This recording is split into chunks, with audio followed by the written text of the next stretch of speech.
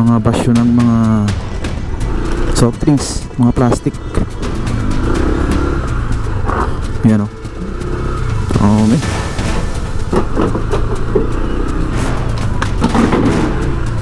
Grabe, ang daming ano dito mga kaibigan, ha? Yung mga plastic dyan na nakikita, yung mga kulay puti, yun yung mga nahiwalay na yan, nasegregate na yan. Yan, mga bote, mga basyo, mga plastic. Ito, puro junk shop to. Dami oh. O walang gumagamit yata to, no? Makapansin nyo, ang haba kasi. Yan o, haba oh, lalakarin mo. Dapat ganoon na lang ginawa nila oh, dun sa kabila. Dami na ngalakal dito, diba? Pero ngayon medyo malinis ngayon dito. Hindi sila kalat yung mga nakatira dito, ay mga nangangalakal.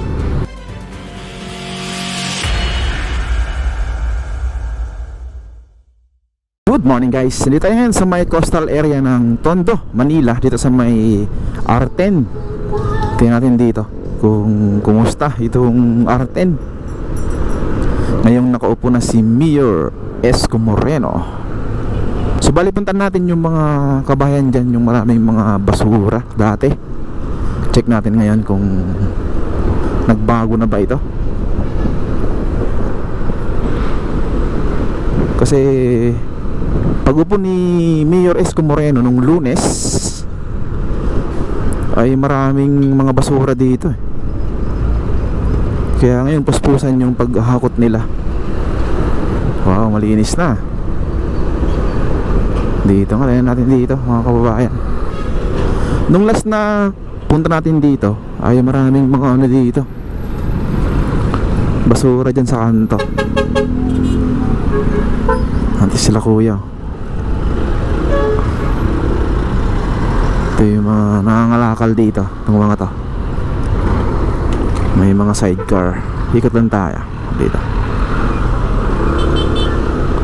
Oh, wala nang gaano, di ba? Dito dati dami, pero hindi pa gaanong malinis. Pero at least natanggal yung mga basura dito. Puntahan din natin dyan yung mga bahay na ano, dyan sa may gilid. Kasi maraming mga, parang may junk shop dyan na ano eh, malaki. Puntahan natin. Ito yung mga nagbebenta dito ng mga kahoy. Yan. Galing din ano yan, kalakal, itong mga kahoy na yan. Kaya marami. Yan o. Mukhang maayos na dito. Diyan sa may Center Island do, kapansin-pansin na malinis na. Yan. Dati sobrang daming mga ano dyan, basura, mga kaibigan. Ayan.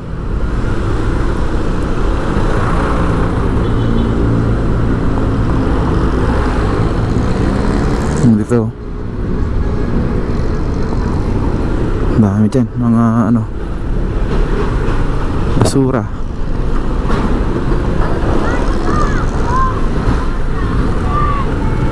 May daanan dito, tingnan nga natin. Ganito ngayon yung R10 mga kaibigan. Dito na tayo. Yan o, ito yung mga basura dito na kalakal. Yan. Dami. Ano to? Mga basyo ng mga soft drinks, mga plastic. Yan o. Dami.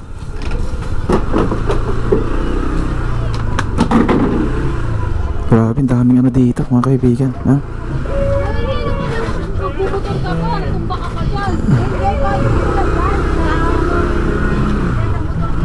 Ayan o. Ganito pala dito. Yan. Ipakita ko sa inyo yung ano, top view sa drone. Ganyan siya. Yung mga plastic dyan na nakikita, yung mga kulay puti, yun yung mga nahiwalay na yan, nasegregate na yan. Yung mga bote, mga basyo, mga plastic. Kaya tayo. Uy, wala nang daanan dito. Hanggang dito yun.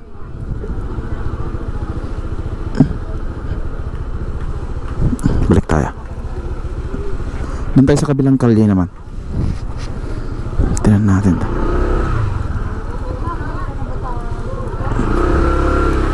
Mayroon dyang ano, piso net oh. Tapos sa may katabi nito, ang daming container. Parang ano yan? Parang company yan ng mga cargo.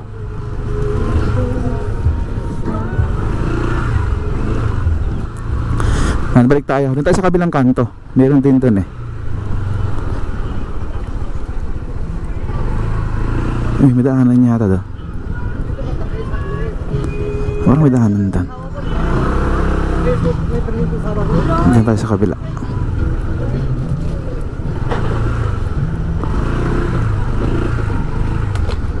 Grabe itong mga ano dito. Mga junk shop.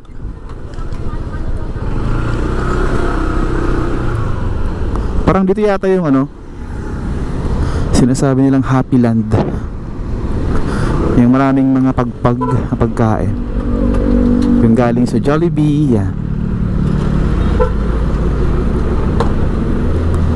Yan, ganito dito. May gilid. Daming junk shop dito, mga kaibigan.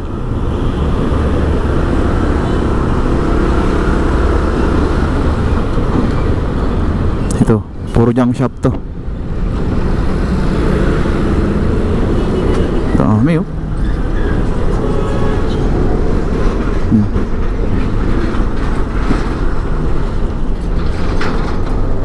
Yan, dito yung mga ano dito eh. Parang primary source ng ano nila, income. Pangangalakal. Kasi ano to, squatter area to, mga kaibigan.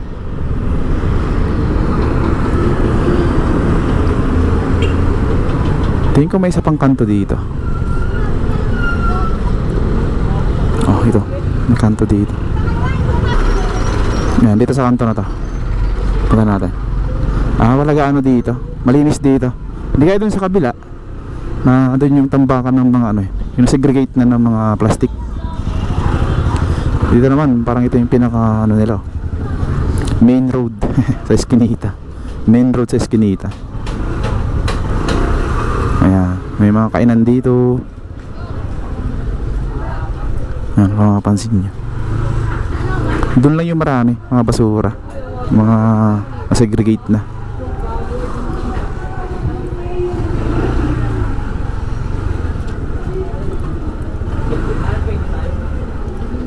May court pa dito.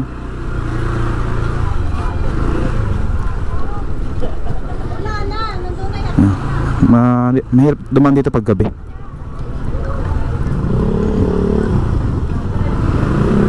May court dyan oh, diba? Ito yung kanina, hindi natin, kaya lang may truck doon. May sakyan doon kanina. Doon tayo galing. Balik naman tayo.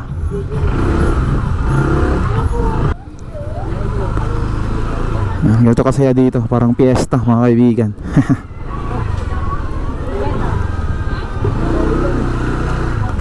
Parang piyesta dito. Parang okay lang dito dumaan pag gabi. Huwag lang dun sa kabila kasi parang masikip siya. Wala kang matakbuhan pag merong ano, humabol sa'yo. Ito maluwag-luwag pa dito. Pero sabi nila yung mga taga rito, mostly mga nakatira dito ay mga Bisaya. Mababait naman mga Bisaya. Ayan. Yung iba lang. Ayan, dito tayo. Uy, ginagawa na yung asfalto dyan oh. Pinaayos na mga kaibigan. Pinapaayos yan ni Yorme. Dito yun sa may ano R10. Ayan o.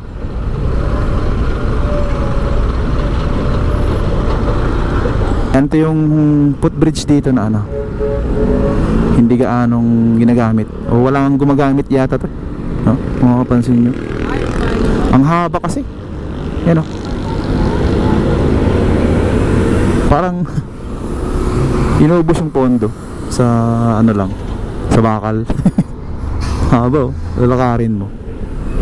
Dapat ganoon na lang ginawa nila oh, dun sa kabila. Dami na ngalakal dito. Diba? Pero ngayon medyo malinis ngayon dito.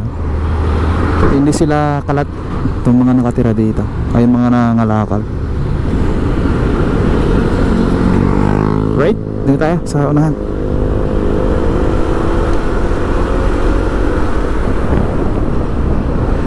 Hanggang doon tayo sa dulo, sa may tulay. Tingnan natin doon, sa may Delpan Bridge.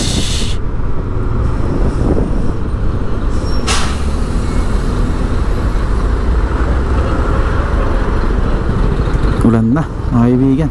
Maitim oh. Ito naman yung isang ano dito, isang footbridge na nasayang, you know.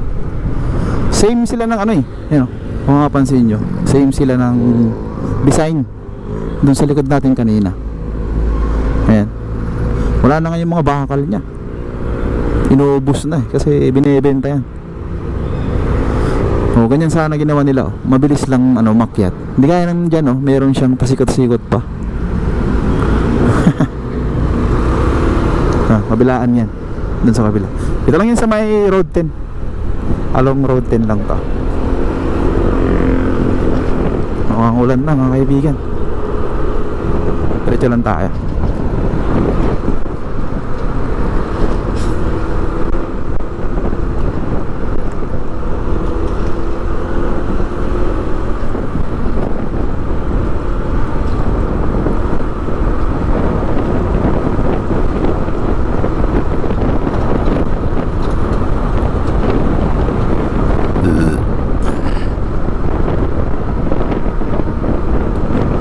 Ito yung expressway gawin nila, yung Salex, yung mga poste dyan sa gitna.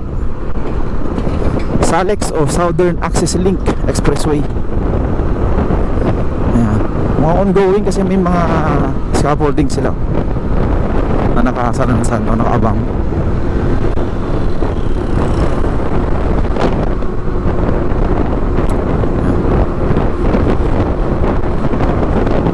Ayan, mataas na nga dito. Mataas na yung dalawang poste. Dalawa pa lang. Ayan o. Okay, gumagalaw ito mga kaibigan. Itong Salex o Southern Access Link Expressway. Gumagalaw na ito mga kaibigan. Ito na yung Saragosa. Dan sana tayo dyan ngayon. Kaya lang parang ulat eh. Yan, dyan lang tayo sa may gilid, ilalim.